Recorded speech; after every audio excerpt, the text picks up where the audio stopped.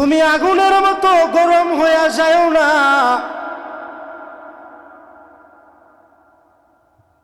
তুমি বিদ্রোহী হইও না, লালসাকারী হইও না।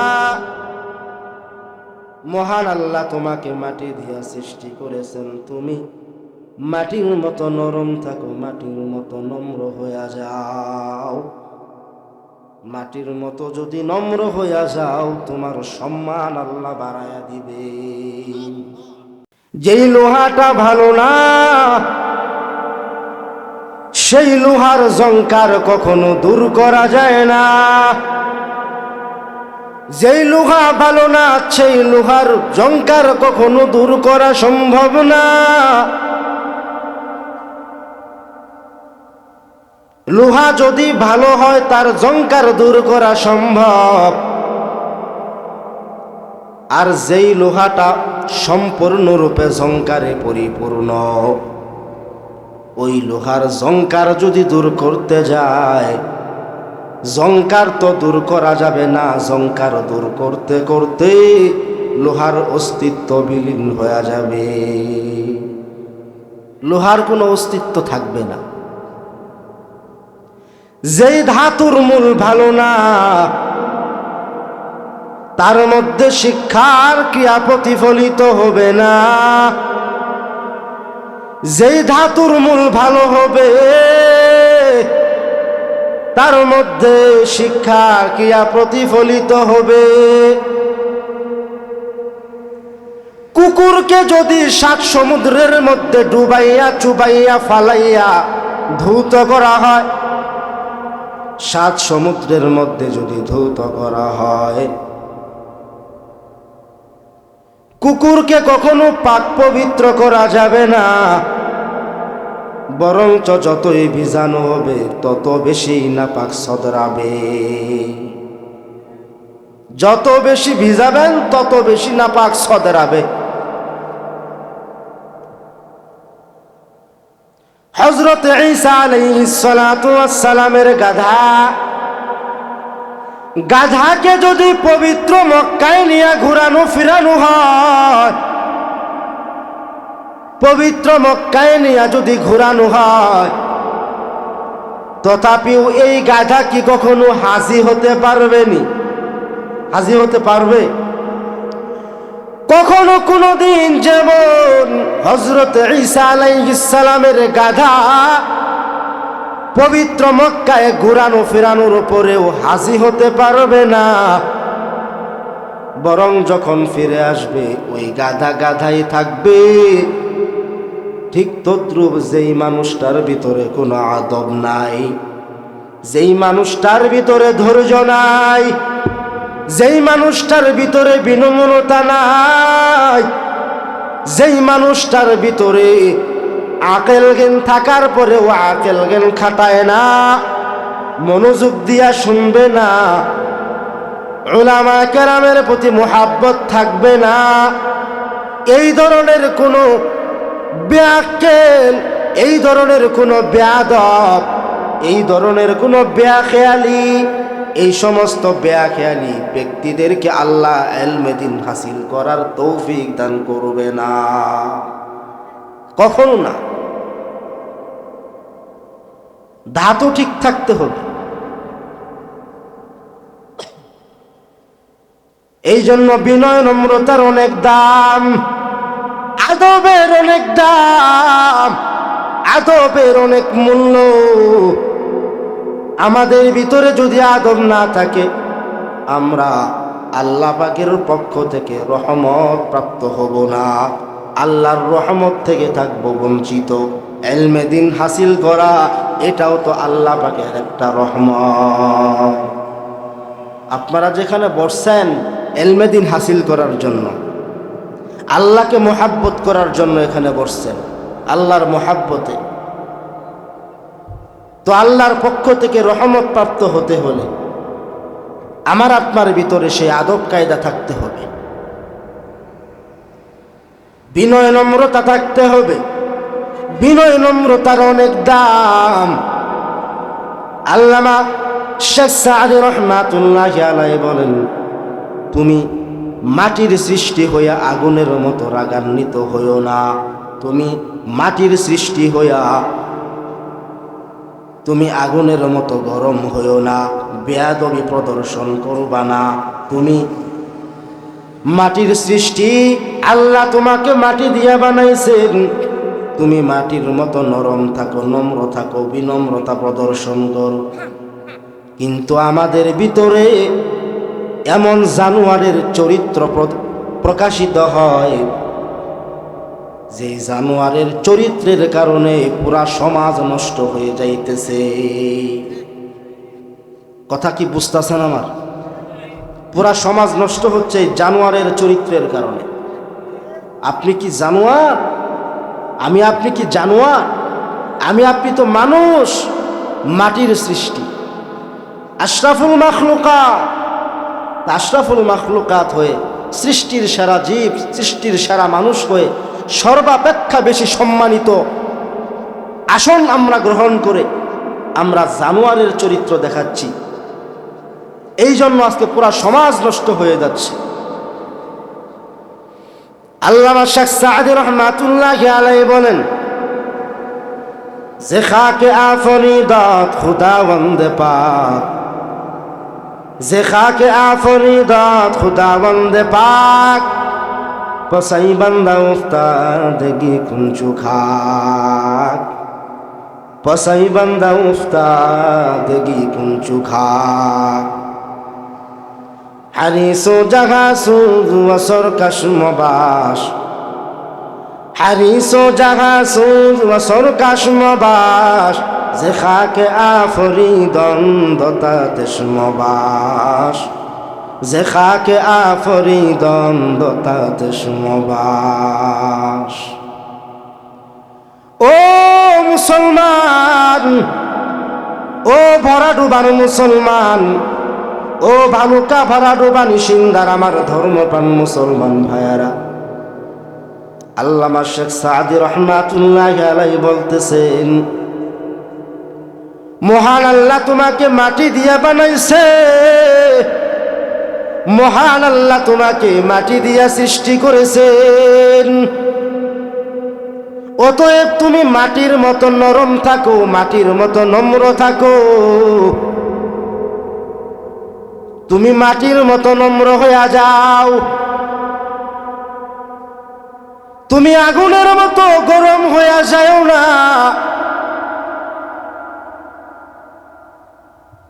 তুমি বিদ্রোহী হইও না, লালসাকারী হইও না।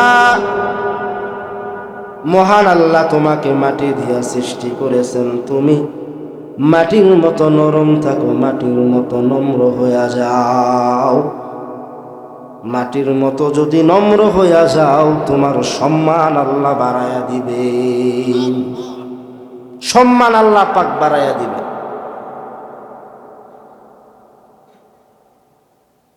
যখনই আগুন অহংকার প্রদর্শন করে, অহংকারের সাথে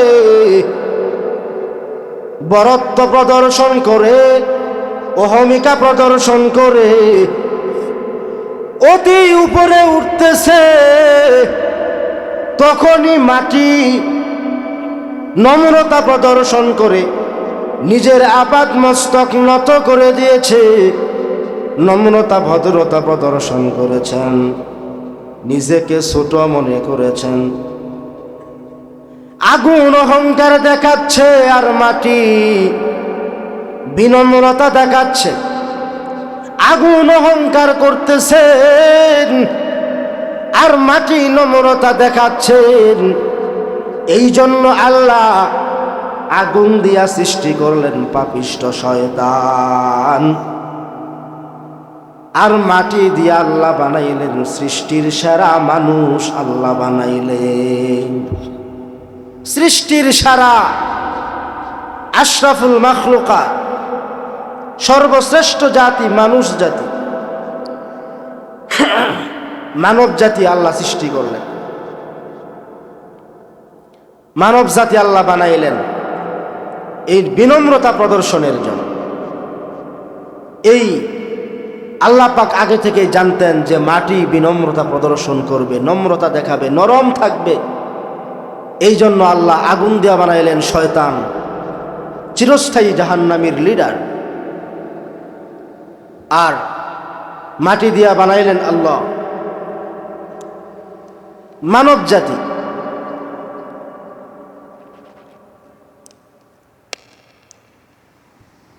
এই জন্য বিনম্রতার অনেক দাম। আল্লামা শেখ সাদি রহমাতুল্লাহি আলাইহি আরো বলেন, আজিনু তাআত নয়ায়দ বকার ওর উযুরে তাকসিরে তাআত বয়ান।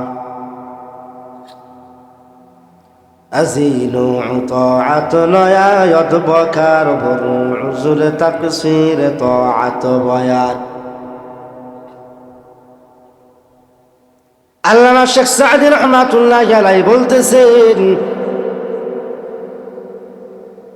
হে ইবাদত গুজার, হে ইবাদত গুজার, এই ধরনের ইবাদত বন্দেগী করে, এই প্রকারের ইবাদত বন্দেগীতে তুমি ইবাদতের ফল ভোগ করতে পারবা না, দাসত্ব গোলামিত্বের ফল ভোগ করতে পারবা না।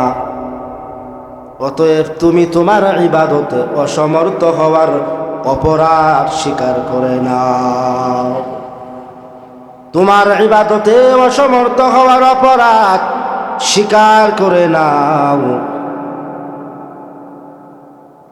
নাখুরদ আজ ইবাদত বর আবে খিরদ বে আজ পার সায়ে কেবা হক কুবুদ ওয়া বা খালকে বা।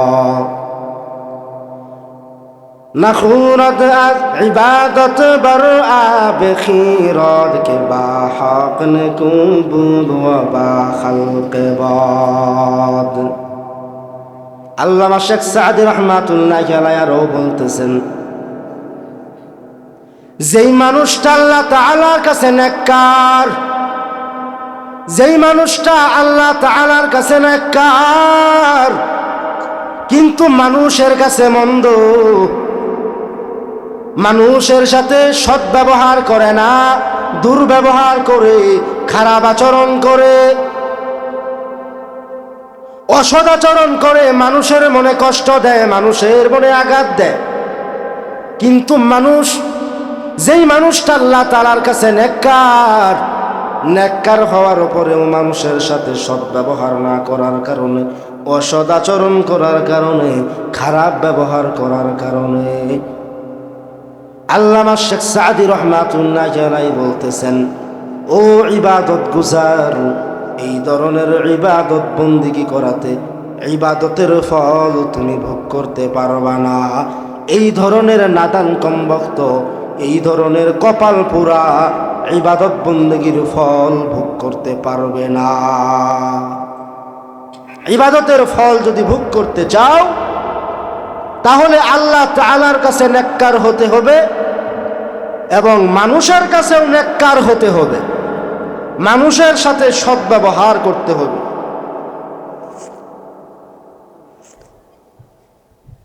মানুষের সাথে মন্দ ব্যবহার করা যাবে না, খারাপ আচরণ করা যাবে না, ভালো ব্যবহার করতে হবে।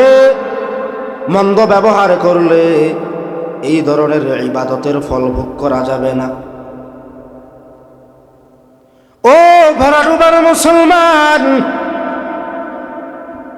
ভালো করে বুঝবা, জ্ঞানী ব্যক্তিদের কথা স্মরণীয় হয়ে থাকে। সুখন মানত আজাকেলা ইয়াদগার, আই বেরাদার, আই বেরাদার, নেকুকারাও গুনাহগার, আই বেরাদার, নেকুকারাও গুনাহগার, মুসলিমিনে ভালুকায় মুমিন শাহিয়া। সুখন মানত আজাকেলা ইয়াদগার, সুখন মানত আজাকেলা ইয়াদগার, जैसा ना उल्ला पलवान हमी एक सुखन यादगार। ও ভালুকা ভরা ডোবা নিশিন্দার মুসলমান, জ্ঞানী ব্যক্তিদের কথা স্মরণীয় হয়ে থাকে, জ্ঞানী ব্যক্তিদের কথা স্মরণীয় হয়ে থাকে। আমি নাদান কমবক্ত সানাউল্লাহ পালোয়ান যে কথাটুকু বলতেছি, যে কথাগুলো বললাম, মেহেরবানি করে মনে রেখো। আশা করি এই কথাগুলো যদি মনে রেখো, মনে রাখার পর যদি নিজের জীবনে বাস্তবায়ন করো, আশা করি মঙ্গল হবে। যে সাদি হামি, যে সানাউল্লাহ পালোয়ান হামি এক সুখনিয়া দেদার, আমি সানাউল্লাহর কথা স্মরণ রেখো। গুনাহগারান দিশানা কাজ খুদায়ে বে আজ পার সায় ইবাদত নুমায়ে। গুনাহগার পাপী তাপি, ভালো করে শুনবেন, গুনাহগার পাপী তাপি, গুনাহগার পাপী তাপি, প্রকাশ্যে পরহেজগার, প্রকাশ্যে ইবাদত গুজার, প্রকাশ্যে ইবাদত গুজার আবেদ থেকে উত্তম। সুবহানাল্লাহ বলি না একবার? বুঝতে পারছেন তো? গুনাহগার পাপী তাপি, প্রকাশ্যে ইবাদত গুজার আমলওয়ালা, প্রকাশ্যে পরহেজগার আবেদ থেকে গুনাহগার পাপী তাপি উত্তম। এই জন্য আমরা কি করব? আমরা ইবাদত বন্দেগী করব আল্লাহকে দেখানোর জন্য, কাউকে দেখানোর জন্য নয়, একমাত্র সেরেফ আমার দয়ার মাওলায়ে করিম আল্লাহকে দেখানোর জন্য। এই দুনিয়াটা কয়েকদিনের, এই দুনিয়া থেকে আমরা একদিন চলে যাব। এই দুনিয়াতে বড়াই করে কোনো লাভ নাই, মানুষকে খুশি করে কোনো লাভ নাই। আমার আল্লাহ যদি বেজার হয়, মানুষকে খুশি করলে কোনো লাভ হবে না। আমার আল্লাহকে খুশি করার পর মানুষকে খুশি করতে হবে। আল্লাহকে আগে খুশি করব। আল্লাহকে খুশি করে যদি মানুষকে খুশি রাখি তাহলে কামিয়াব। আল্লাহকে বেজার করে তামাম দুনিয়ার সব মানুষ খুশি হলেও কোনো লাভ নাই। এই দুনিয়াতে আমরা সবাই মুসাফির। এই দুনিয়াটা আমাদের জন্য মুসাফির খানা। 2-4 দিন ঘোরাফেরা করে একদিন চলে যাইতেই হবে। এই দুনিয়াতে আমরা চিরকাল থাকতে পারবো না। এই দুনিয়াতে আমরা চিরকাল বসবাস করতে পারবো না। 2-4-5 দিন ঘোরাফেরা করে এই মুসাফির খানা ত্যাগ করে চলে যাইতে হবে। আল্লামা শেখ সাদি রহমাতুল্লাহি আলাইহি বলেন, যাহা আই বেরাদর নামানত বকস দেলান্দর, যাহা আফেরি বন্ধু বস মুকুন তাকিয়ে বর মুলকে দুনিয়া ও কুশ বেসিয়ার কসুটু তু পরুবার দুকুশ। চো আহাঙ্গে রফতন কোন জানে পাক, চেবর তখ্ত মুরদন চেবর রুয়ে খাক, চেবর তখ্ত মুরদন চেবর রুয়ে খাক।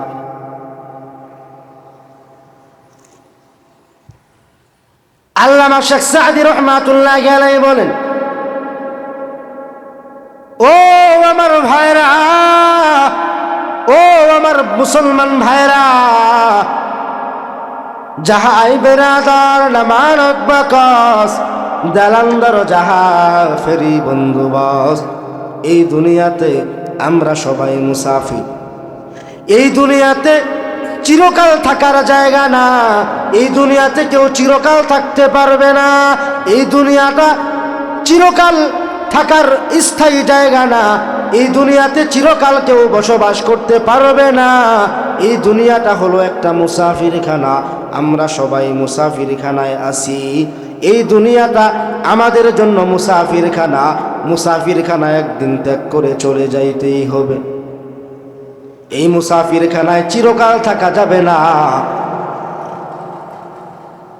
অতএব তুমি তোমার মনটাকে আল্লাহ তাআলার দিকে নিবদ্ধ করে নাও, আল্লাহ তাআলার দিকে ঝুঁকায় নাও। আল্লাহ তাআলার দিকে তোমার মনটাকে যদি নিবদ্ধ করতে পারো, এতটুকুই তোমার নিজের জন্য যথেষ্ট মনে করো যে আল্লাহ তাআলার দিকে তোমার মনটাকে ঝুঁকাইতে পেরেছো, আল্লাহ তাআলার দিকে তোমার মনটাকে নিবদ্ধ করেছো, নিবদ্ধ করতে পারছো, এতটুকুই যথেষ্ট মনে করো। কেননা এই পবিত্র রূহটা যখন চলে যাওয়ার জন্য উদ্যত হবে, তখন শাহী বালাখানায় মৃত্যু হওয়া যেই কথা, মাটিতে মৃত্যু হওয়া একই কথা। কথা বুঝতেছেন আমার? শাহী বালাখানায় মৃত্যু হওয়া যেই কথা, মাটির বিছানায় মৃত্যু হওয়া একই কথা। রাজা বাদশাহ হইয়া মৃত্যুবরণ করা যেই কথা, আবার সুইপার হইয়া, মেথর হইয়া, মুচি হইয়া মৃত্যুবরণ করলে একই কথা।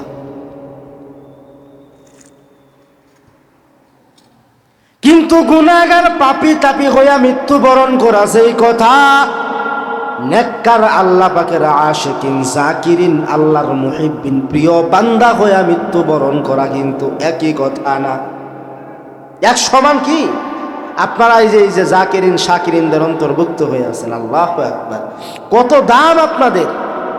ফেরেশতারা চতুর্দিকে ঘেরাও করে আছে, আসমান পর্যন্ত ফেরেশতারা ঠেহা লেগে আছে। আর আল্লাহ পাক জিজ্ঞাসা করতেছে, বান্দা এখানে কি করে? এ ফেরেশতারা, আমার এই বান্দাগুলো কি করতেছে এখানে? যাক, ওইদিকে যাব না, ওইদিকে আপনারা জানেন, আশা করি এই সম্পর্কে, আশা করি এগুলো জানেন, এগুলো বলবো না। আপনারা জানেন আসমান পর্যন্ত ফেরেশতায় ঠেকা লেগে আছে। কত সম্মান আল্লাহ আপনাদেরকে দিচ্ছে, কত কষ্ট করে রাত 12টা, কি বলে 1টা বেজে গেছে, কত কষ্ট করে আপনারা এখনো আল্লাহর কোরআনের বাণী শুনতেছেন।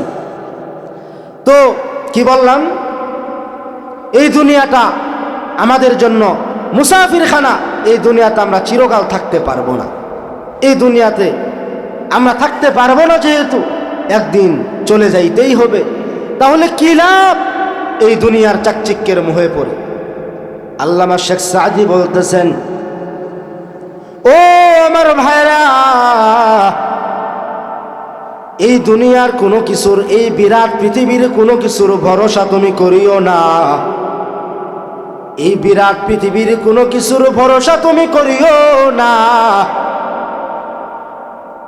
এই বিরাট পৃথিবীর কোনো কিছুর ভরসা যদি তুমি করো, কোনো লাভ হবে না, কোনো কিছু নিতে পারবা না। বরঞ্চ খালি হাতে দুনিয়ার জমিন ত্যাগ করে চলে যাইতে হবে, খালি হাতে চলে যাইতে হবে।